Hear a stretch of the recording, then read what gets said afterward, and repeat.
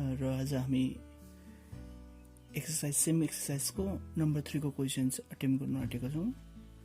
So हिजोसम्म जतिवटा हिसाब मैले गरिदिएँ या त प्रब्लम्सहरू सल्भ गरेको थिएँ, त्यसमा धेरैजनाले कमेन्ट गरेर राम्रो रियाक्सन दिएको छ र त्यसमा धेरैजनाले मलाई क्वेसन्सहरू पनि सोध्यो कि कसरी भयो, अनि यो क्वेसन्स उनीहरूले बाद बाँकी क्वेसन्सहरू एटेम्प्ट गरेर मलाई फोटोहरू पनि पठाएको थियो र यो फोटोहरू म तपाईँहरूलाई देखाउने पनि छु।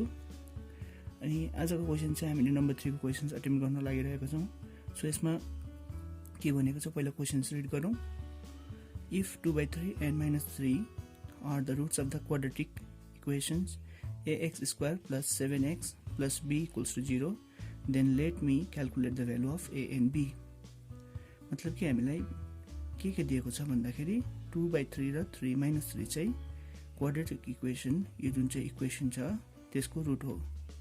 अनि हामीलाई दुईटा टर्म्सको भ्यालु निकाल्नु पर्ने भएको छ। सो त्यो दुईटा टर्म चाहिँ के हो, ए र बी। सो फर्स्ट कुरा चाहिँ हामीले बुझ्नु पर्यो एक्स को रुट्सहरू चाहिँ, यो इक्वेसनको रुट्सहरू चाहिँ दुईटा छ, द्याट इज 2/3 and -3। सो हामीले गिभन लेखौँ सबभन्दा फर्स्ट सल्युसनको। सो सल्युसनको गिभन लेखेर हामीलाई के दिएको छ भन्दाखेरि एक्सको दुईटा मतलब इक्वेसनको दुईटा रुट्स देख्छ, त्यो रुट चाहिँ के हो, एक्सको भ्यालु हो। मैले हिजो पनि भनिदिएको थिएँ एक्सको भ्यालु 2/3 पनि हुन्छ, -3 पनि हुन्छ। सो दुईटै एक्सको भ्यालु हो। सो हामीलाई दिएको इक्वेसन छ, इक्वेसन चाहिँ कुन चाहिँ इक्वेसन दिएको छ, given equation ax² plus 7x plus b equals to 0। So हामीले बुझ्नुपर्ने के छ भन्दाखेरि हामीले निकाल्नु पर्ने भ्यालु भनेको ए को भ्यालु अनि बी को value, that is the question. So यो क्वेसनलाई कसरी सल्भ गर्न सकिन्छ भन्दाखेरि हामीले फर्स्ट के गर्ने हो भन्दाखेरि एक्सको जुन चाहिँ दुईटा भ्यालु छ 2/3 र -3, त्यसलाई पालै पालो पुट गर्ने हो। फर्स्ट हामीले एक्सको भ्यालु 2/3 पुट गर्ने हो कुन चाहिँ इक्वेसनमा, गिभन इक्वेसनमा। Putting x is equals to 2/3 in given equation। यदि हामीले x को भ्यालु पुट गर्यौँ भने इक्वेसन गिभन इक्वेसनमा पुट गर्यौँ भने 2/3 हाल्यौँ भने a x को बदलीमा 2/3 square plus 7 2/3 plus b equals to 0। यसलाई सल्भ गरेर जानुपर्ने हो। कसरी सल्भ गर्ने भन्दाखेरि a 4/9 plus 7 2 14/3 plus b equals to 0। अनि यसको मुनि 1 हुन्छ, अलवेज 1 हुन्छ। सो हामी तिनटै टर्मको एलसिएम लिनेछौँ, द्याट इज 9 4a आउँछ प्लस 3 3 9 3 14 छ, 3 4 12 3 1 3 42 प्लस 1 9 9 9 1 b 9b हुन्छ। This 9 will go to this side and become 0। यो उतापट्टि 0 बनिन्छ। अनि हामीले त्यसलाई रेसनलाइज गर्नको लागि 4a plus 9b equals to 42 -42। यसलाई ड्यास गरेर इक्वेसन 1 बन्यो। तिमीले यहाँसम्म बुझ्यौ। त्यसरी नै हामीले सेकेन्ड स्टेप के गर्नेछौँ भन्दाखेरि जुन चाहिँ एक्सको जुन चाहिँ दुईटा भ्यालु थियो, द्याट इज 2/3 and -3, 2/3 हालेर हामीले एउटा इक्वेसन डेभलप बनायौँ। त्यसरी हामीले एक्सको भ्यालु -3 हालेर अर्को इक्वेसन डेभलप गर्छौँ। सो सेम स्टेप हो।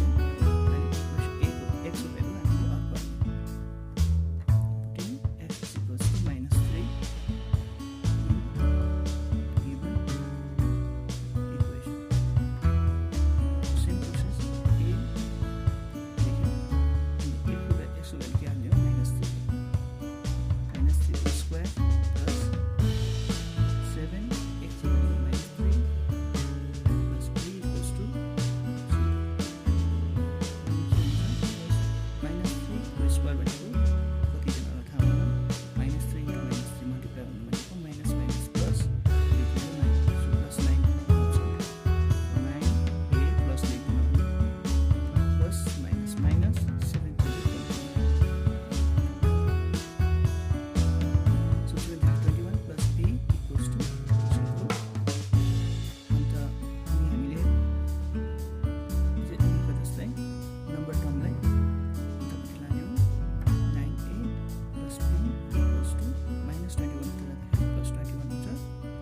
प्लस नलेखे हुन्छ। सो यसलाई जुन चाहिँ इक्वेसन आयो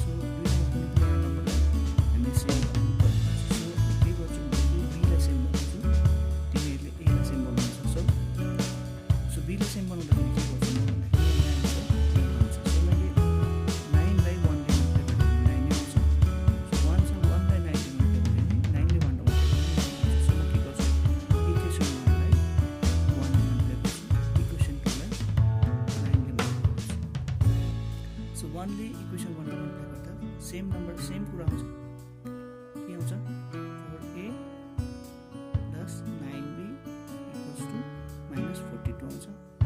सो त्यसरी 9 ले यसलाई मल्टिप्लाई गर्दा इक्वेसन 2 मल्टिप्लाई गर्दा 9 9 जा 81a प्लस 9 1 जा 9b अनि आयो 9 1 जा 9 9 2 जा 18। सो यो आयो। अब यसलाई हामीले सल्भ गर्न सकिन्छ। कसरी सल्भ गर्ने? अन सबट्र्याक्सन लेख्ने।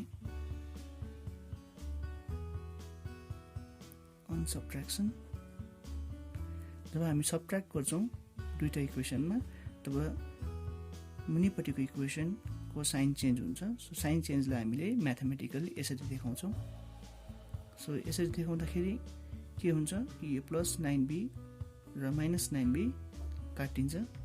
सो बाँचेको हामी लेख्ने छौं। So 4a minus 81a is equals to minus 42 minus 189। So यति आएपछि हामीले के गर्ने छौं कि 4a plus 4a हो यो minus 81। जहिले पनि अपोजिट साइन भयो भने सबट्र्याक्सन हुन्छ। सो यहाँ हामीले अपोजिट साइन देख्दै छौं। सो यो सबट्र्याक्सन हुन्छ। सबट्र्याक्सन कसले गर्छ कसलाई भन्दा ठुलो नम्बरले सानो नम्बरलाई गर्छ। सो यहाँ हामीले देख्दैछौँ 81 इज बिगर देन 4। सो 81 बाट 4 गर्छ द्याट इज 77। अनि ए आउँछ। साइन कसको आउँछ? जो ठुलो number that means minus.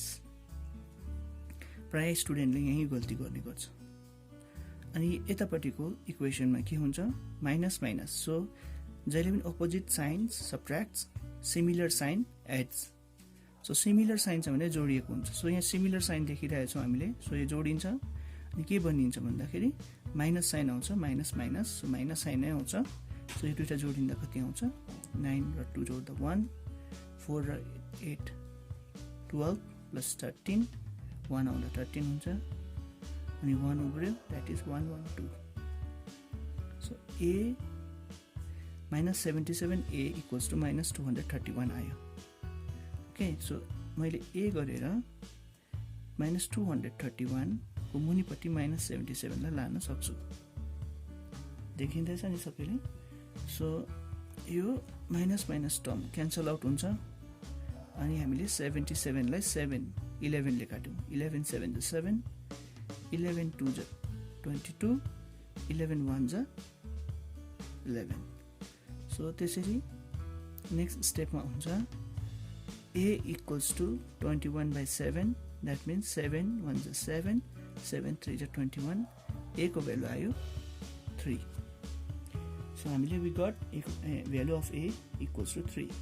So हामीले के गर्यौं एकपल्ट फेरि रिक्याप्चुलेट गरिदिन्छु।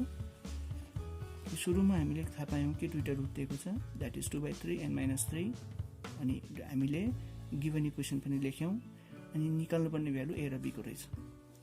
सो हामीले एउटा फर्स्टको भ्यालुलाई पुट गर्यौं इक्वेसन गिवन इक्वेसनमा क्वाड्रेटिक इक्वेसनमा पुट गरेपछि हामीले त्यसलाई सल्भ गर्यौं।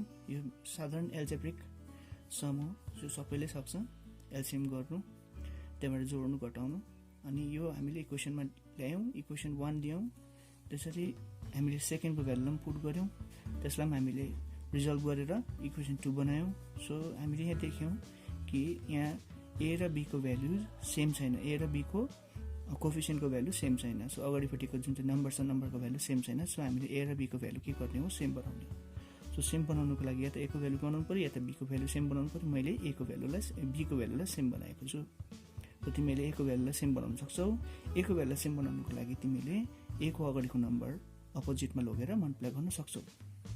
ओके, सो त्यसो भयो भने त्यहाँबाट मैले सल्भ गरे पश्चात यसलाई सब्ट्र्याक्सन गरेर मैले ए को भ्यालु निकालेँ।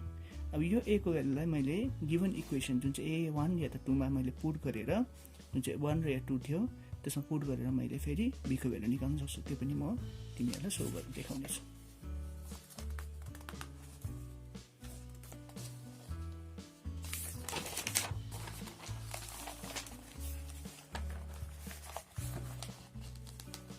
सो हामीले पायौँ ए को भ्यालु 3 अनि इक्वेसन दुईटा छ, इक्वेसन सो के इक्वेसन हो भन्दाखेरि सो इक्वेसन 1 थियो। सो हामीले के गर्ने भन्दाखेरि जुन चाहिँ ए को भ्यालु 3 आयो त्यसमा मैले एउटा स्टेटमेन्ट लेख्नु पर्ने हुन्छ, putting the value of A equals to 3 in, तिमीले इक्वेसन 1 मा हाल्न सक्छौ, 2 मा पनि हाल्न सक्छौ, म 1 मा हाल्छु। सो इक्वेसन 1 के थियो मैले अघि लेखिसकेको थिएँ। सो त्यो इक्वेसन थियो 4a plus 9b equals to minus 42 थियो इक्वेसन 1। ओके, सो यो इक्वेसनमा मैले के गर्ने हो, ए को भ्यालु पुट गर्ने हो 4, ए को भ्यालुमा 3 हाल्ने हो, plus 9b equals to minus 42 है। अनि 4 3 जा 12 plus 9b equals to minus 42। Okay, त्यहाँबाट के गर्ने हो, सेकेन्ड स्टेप 9b लेख्ने अनि माइनस 42 यो 12 उता जान्छ। सो 9b लेख्ने, यो दुईटा सिमिलर साइन एड्स, मैले भनिरहेको थिएँ कि opposite sign subtracts, similar sign add. So similar sign भएकोले गर्दा जोडिन्छ, एड भनेको जोड्नु 54 अनि माइनस नै आउँछ जोडेपछि, बी इक्वल्स टु माइनस 54/9 अनि लास्टमा एन्सर आउँछ B equals to 9 5 45 9 6 54। So B equals to minus 6 is the answer. So यसरी हामीले यो दुईटा इक्वेसनको एन्सर निकाल्नेछौँ। सो हामीले जे एन्सर आयो त्यसलाई साइडमा यसरी लेख्ने, ए equals to 3 b equals to minus 6 is the answer. So तिमीहरूलाई केही पनि असुविधा हुन्छ बुझ्नुमा भने तिमीहरूले कमेन्ट सेक्सनमा गएर कमेन्ट गर्न सक्छौ। सो यसलाई हामीले कसरी सल्भ गरेको छौँ फेरि एकपल्ट तिमीहरूलाई त्यो पेजेस देखाउँदैछु। सो तिमीहरूले ध्यान लगाएर हेर्न सक्छौ। केही स्टेप बुझेनौ तिमीहरूले कमेन्ट सेक्सनमा गएर कमेन्ट गर्न सक्छौ, म त्यसलाई फेरि रिभाइज गरेर अर्को भिडियो बनाउने छु। सो आजलाई यति नै, फेरि म अर्को भिडियो अहिलेलाई यति नै, म फेरि अर्को भिडियो अपलोड गरेर तिमीहरूलाई अर्को सम्सको सल्युसन दिनेछु। सो तिमीहरू जो पनि वरिपरिको साथीहरू छ जसले क्लास गर्न पाइरहेको छैन अहिलेको अवस्थाको कारणले गर्दाखेरि, सो तिनीहरूलाई तिमीहरूले रेफर गर्न सक्छौ। अनि यसलाई रेगुलर रूपमा युज गर्यो भने म तिमीहरूलाई रेगुलरली हेल्प गर्न पनि सक्छु। ल यतिलाई आजलाई यति।